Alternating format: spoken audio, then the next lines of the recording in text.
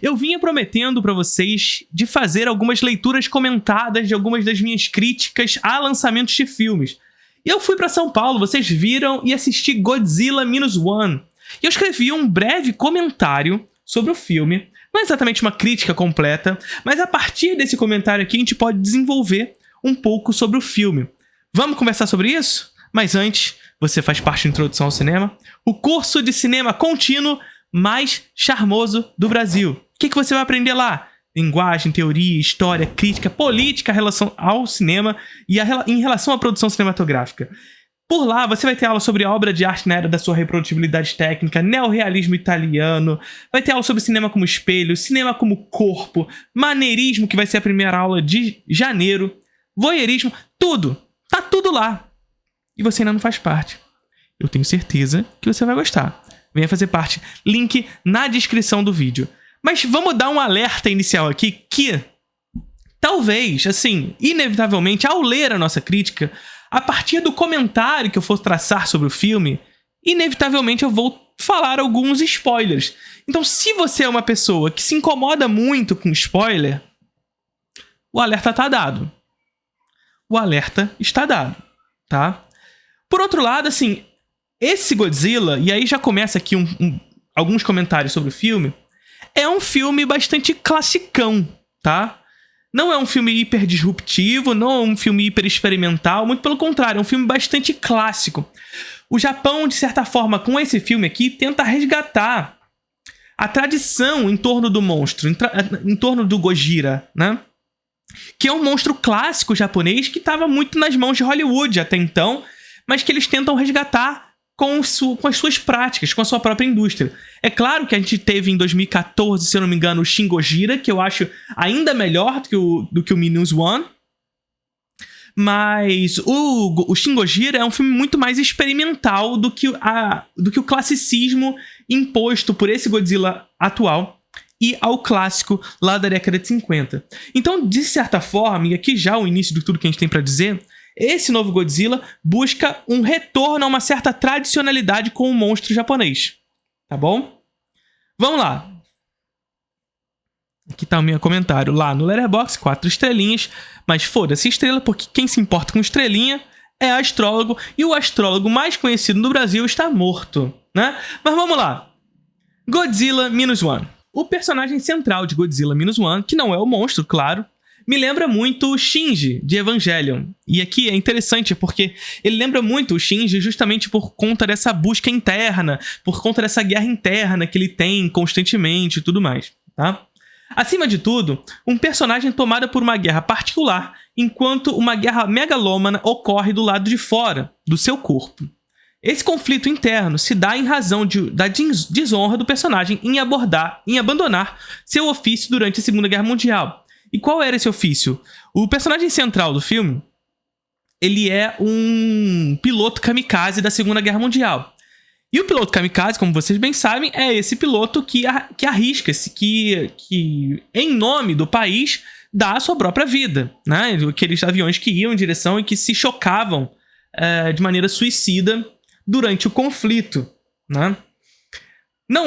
Não era, porém, qualquer ofício, mas um piloto kamikaze. Portanto, aqui tem uma questão muito interessante no filme. O filme ele aborda a sua temática e essa guerra interna do seu personagem particular, seu personagem principal, sob uma perspectiva bastante individualista. Existe uma tentativa de uma construção heróica em torno desse personagem, pela qual ele vai constantemente tentando romper com essa guerra particular, com essa guerra interna, a partir desse ímpeto individualista. Então veja, a simples escolha do diretor em apresentar um personagem que, primeiro, tem como ofício ser um kamikaze, e, portanto, esse sujeito que heroicamente deseja, a despeito de sua própria vida, vencer a guerra, individualmente, também é um filme que não busca, de certa forma, contar ou melhor, de maneira mais efusiva do que o clássico, por exemplo, da década de 50.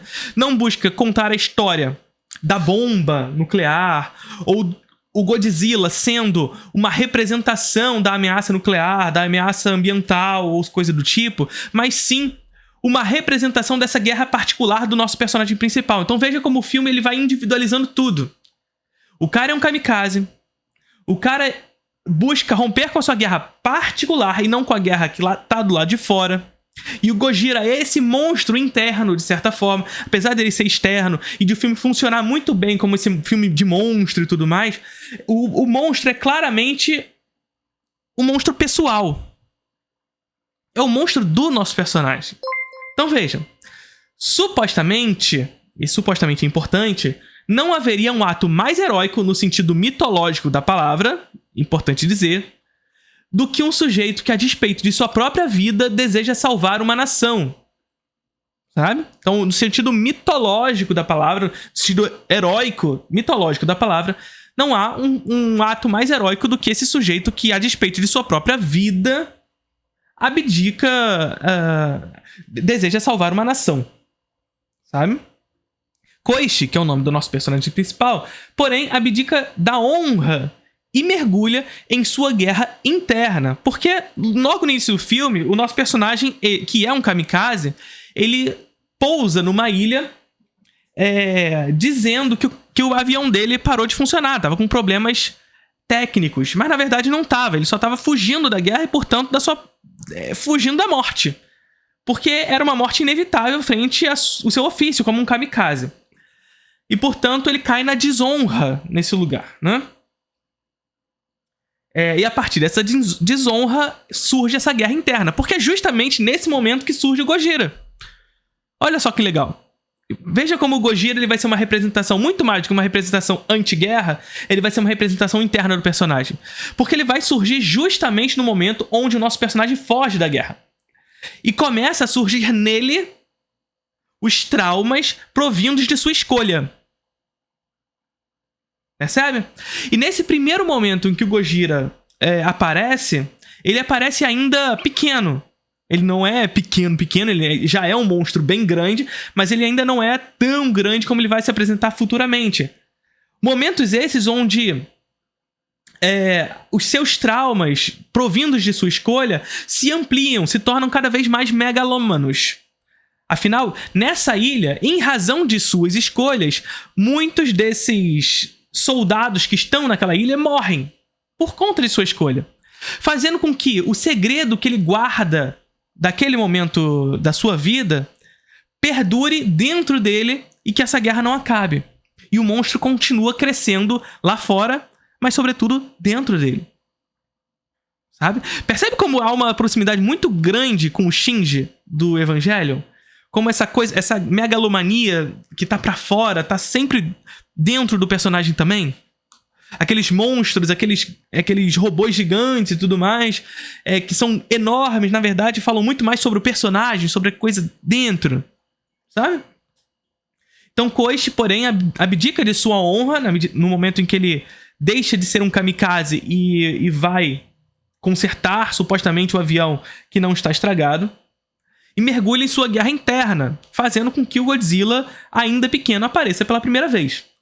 Nesse contexto surge o monstro, que em seu caráter clássico, ou seja, nos filmes clássicos japonês lá da década de 50, remonta uma significação anti-guerra, anti-bomba e símbolo da ameaça nuclear, mas que em Godzilla Minus One, o filme atual, assim como o ofício do personagem principal, ser um kamikaze, se torna um inimigo da guerra particular travada por esse.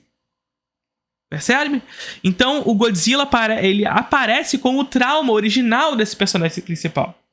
Um monstro que vai crescendo pouco a pouco dentro dele, mas também fora. E por isso que o filme ele consegue funcionar em duas frentes. Tanto como um filme de monstro mais explícito, como um filme de monstro trauma. Do trauma original desse nosso personagem, que precisa travar essa guerra particular. Mas que em Minus One, assim como o ofício do personagem principal, se torna inimigo da guerra particular travada por esse. Godzilla não é só uma ameaça ao Japão, mas à existência de Koichi, que cotidianamente tenta resolver esse problema, esse trauma original dele, e que não vê soluções para isso senão matando o monstro ou matando a si mesmo. Então, constantemente, o nosso personagem principal é tomado por pensamentos suicidas, assim como seu ofício original. E ele encara, portanto, o projeto de assassinar o monstro como uma guerra sua, particular, e não do Japão. Então veja que o filme, ele abandona um sentido coletivo que está muito presente no filme da década de 50, apesar de o filme da década de 50 centralizar bastante a história num personagem principal e no cientista. Há um esforço coletivo em torno daquilo. Aqui, em Minus One, ainda que haja esse esforço coletivo para resolver o problema e, portanto, matar o monstro, esse esforço coletivo, muitas vezes, ele é aplicado para fazer com que o nosso personagem central vença a guerra. Olha só a diferença. Enquanto no filme da década de 50... Enquanto no filme da década de 50 há um esforço coletivo onde a coletividade, a partir da ciência e do nosso personagem central, nós temos, através dessa coletividade, a vitória contra o monstro, que é uma representação da guerra nuclear. Aqui, em Godzilla Minus One, nós temos uma diferença. E qual é essa diferença? Toda essa coletividade que está em volta deseja resolver o problema e, portanto, a guerra, que é a guerra do Japão, ou pós-guerra japonês, a questão da bomba, mas resolver esse problema no trauma desse personagem. Resolver essa guerra particular do nosso personagem central. Existe uma coletividade, portanto, que faz de tudo para o herói vencer. E não para o Japão, em termos coletivos, vencer o seu trauma quanto à bomba. A bomba é o trauma original de um personagem principal. De certa forma, portanto, o Godzilla Minus One, esse Godzilla atual, ele atualiza o original, na medida em que, assim, como eu disse lá no início, é um filme bastante classicão e que, de certa forma, é um remake do original, mas que vai atualizando aqui e ali esses temas. Inclusive, a forma como se mata o monstro é muito semelhante ao que foi feito lá atrás, a não ser o ato final, que é o ato heróico. Então, lá no filme da década de 50, o cientista inventa um procedimento lá, científico, né, onde ele afunda o monstro de maneira muito rápida, fazendo com que a pressão da água mate o monstro. E depois, posteriormente, faça com que esse monstro suba rapidamente para que ele morra a partir disso, né? O filme do Godzilla Minus One faz isso. Joga o monstro lá para baixo, sobe com ele, só que o monstro não morre. Fazendo com que haja a necessidade de um ato heróico individual. Que é de quem? Do personagem central que deseja e que precisa vencer essa guerra particular. A guerra não é mais do Japão. A guerra é do personagem central, tá? Então é isso, né? O Gojira Minus One, assim como o ofício do personagem central, um kamikaze, se torna o inimigo da guerra particular travada por esse. Godzilla não é uma ameaça ao Japão, apesar de poder ser visto dessa forma, mas a existência do Koichi, que é o personagem central. Os personagens que rodeiam Koichi parecem buscar travar a mesma guerra. Não a que se apresenta frente à figura do monstro, mas a de Koichi. O que eu quero dizer com isso? Vocês vão ver que todos os personagens no filme, eles vivem a situação que Koichi vive numa questão material, ou seja, as ameaças nucleares que estão presentes no pós-Segunda Guerra Mundial, toda a guerra que se trava no pós-Segunda Guerra Mundial, inserido num contexto de Guerra Fria entre União Soviética e Estados Unidos, que faz com que a ameaça desse monstro não seja uma ameaça de interesse internacional, mas de interesse nacional, ou seja, do Japão. Ou seja, a bomba é coisa tua, Japão. A gente jogou a bomba aí, agora é contigo. Se fode aí com as consequências, porque agora estou preocupado com esses conflitos que estão envolvidos com a Guerra Fria. Que é o que aconteceu, na real, sabe? E aí o Japão, que precisa lidar com esses traumas. Só que como o filme ele individualiza esses problemas, ele faz com que esses traumas do Japão se tornem o trauma original do nosso personagem central. Fazendo com que todos esses personagens que envolvem, portanto, esse Japão,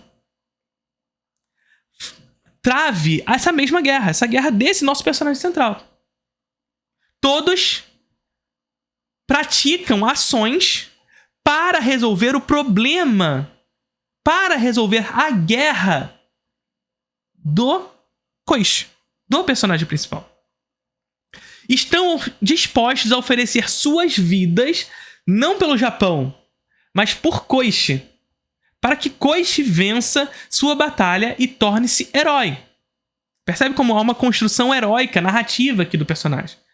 Desde a companheira que o personagem principal não assume, até o mecânico que salva o kamikaze. Por quê?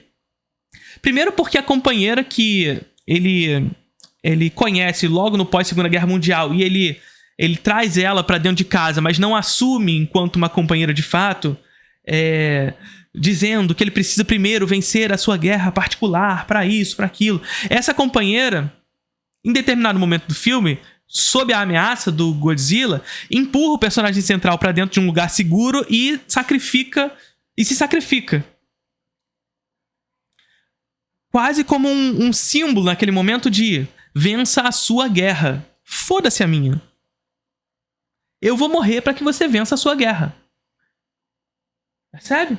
E aí tem até toda uma construção narrativa da presença da mulher no cinema, que a gente já discutiu aqui inúmeras vezes com a questão da Lara Mulvey, como essa personagem ela é muito mais narrativa pro personagem principal. A presença dela se situa especificamente para que esse personagem se configure como um herói, no sentido mitológico da palavra. Então ela entrega a sua própria vida para salvar o nosso personagem. Depois tem uma reviravolta aí, enfim, aí depois vocês vão ver o filme para entender o que acontece com isso tudo, tá? Até o mecânico que salva o kamikaze. E esse mecânico é o único cara que, junto ao nosso personagem principal, sobrevive lá na ilha, no início do filme. E que, portanto, é o único que sabe do segredo do Koichi. E por que ele deseja travar essa guerra. E esse mecânico tá puto com o Koichi. Mas no final, a resolução do problema, como eu disse pra vocês, o Godzilla ele não morre sendo afundado, não morre voltando à superfície, e o nosso personagem principal resolve ser um kamikaze. Aquilo que ele não foi lá no início. Aquilo que ele não foi lá no início, e que foi causa do surgimento do seu monstro interno, e portanto do Gojira, passa a ser a solução pelo qual ele deve vencer essa guerra. Mais uma vez, particular. Então ele resolve ser um kamikaze. Como? Indo com um avião, com explosivos dentro e entrando dentro da boca do Godzilla. Que seria uma forma de vencer o Godzilla e tudo mais. Só que o mecânico, e aí spoiler, tá? Se você tá aí e não assistiu o filme, tira o som agora pra escutar. Só que o mecânico, a despeito do que tecnicamente é realizado nos aviões japoneses daquele contexto, cria um mecanismo de ejeção do personagem. Então os kamikazes que antes tinham que sacrificar as suas próprias vidas para vencer a batalha aérea, porque não havia mecanismos de ejeção do piloto, esse mecânico consegue criar um mecanismo para ejetar o nosso personagem central e, portanto, ele vence a guerra, mas ele não se mata. Ele consegue vencer a sua guerra particular sem que fosse necessário se suicidar.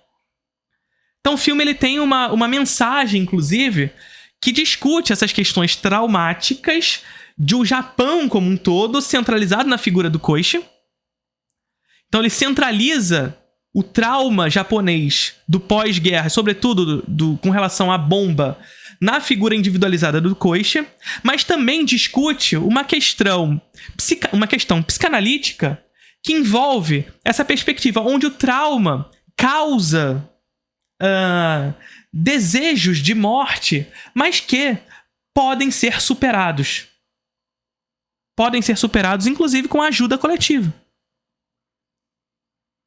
Inclusive com a ajuda coletiva daqueles que rodeiam o herói. Então, para ser herói, o nosso personagem precisa da ajuda coletiva daqueles que envolvem para que ele não seja um suicida.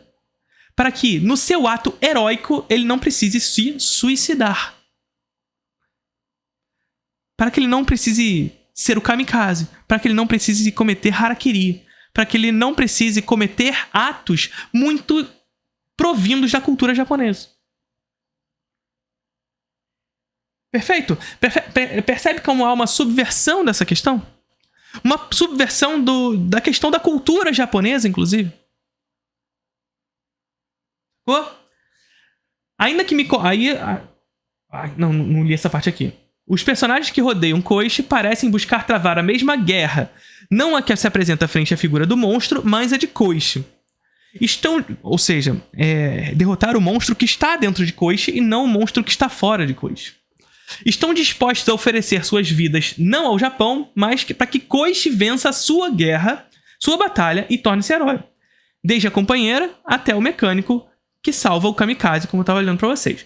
Essa individualização da dor tinha tudo para descambar para uma pieguice generalizada. Uma parada hiper melodramática. O filme é um melodrama muito bem estabelecido, mas um melodrama muito mais piegue, né? Entretanto, ainda que me incomode por vezes, porém, a magnitude que o filme alcança parece não desejar mergulhar nessa megalomania interna. As ações nos levam a isso, mas a estética parece nos fornecer, no personagem, algo que está para além dele. O herói é mais símbolo que real. Ou seja, o que eu quero dizer aqui é que, de fato, o Koichi, apesar de travar uma guerra particular, ele por muitas vezes centraliza o símbolo de uma guerra coletiva, certo? A guerra de um Japão no pós-Segunda Guerra Mundial, na presença da ameaça nuclear causada pela bomba. Aliás, a questão da bomba vai ser um tema muito particular dos filmes japoneses no pós-Segunda Guerra Mundial, tá? E que aqui em Godzilla Minus One ele retorna esse tema de maneira bastante clássica, mais uma vez. É um filme muito clássico e, portanto, uma espécie de tentativa de resgate do monstro tão particular ao cinema japonês. Pelo qual, por exemplo, o Shin Gojira não faz. Mais uma vez, eu acho o Shin Gojira muito melhor do que o Godzilla Minus One. Muito melhor. Mas o Godzilla Minus One, mas o Shin Gojira é um filme muito mais experimental do que um resgate clássico ao tema, tá? Até então, o herói é mais símbolo do que real. Até em razão do distanciamento temporal, ou seja, nós estamos falando de um filme de 2023, em razão que tá tratando de temas do pós-Segunda Guerra Mundial, e mais especificamente da bomba, Godzilla se afasta do clássico ao não dar ao monstro um símbolo de ameaça externa, mas um catalisador de superações particulares. Ou seja, o filme ele consegue, para além de tratar as questões externas também, de tratar desses temas do Japão e da bomba e tudo mais, tratar das questões psicanalíticas, das questões patológicas desse homem do pós-Segunda Guerra Mundial. E esse homem do pós-Segunda Guerra Mundial é o Japão, ao mesmo tempo. Sacou? Filmaço. Se você ainda não assistiu Godzilla Minus One, assista. Porque assim, ó, lindo. Um filme primoroso tecnicamente também, apesar de não ter os mesmos orçamentos que os filmes hollywoodianos conseguem ter. É um filme grandioso em termos tanto de construção, de efeitos especiais, muitos deles práticos, mas também em som. O som desse filme é bizarro. Se você tiver a oportunidade, por acaso, de assistir esse filme em uma tela IMAX, assista. Tô falando que precisa assistir não, tá, gente?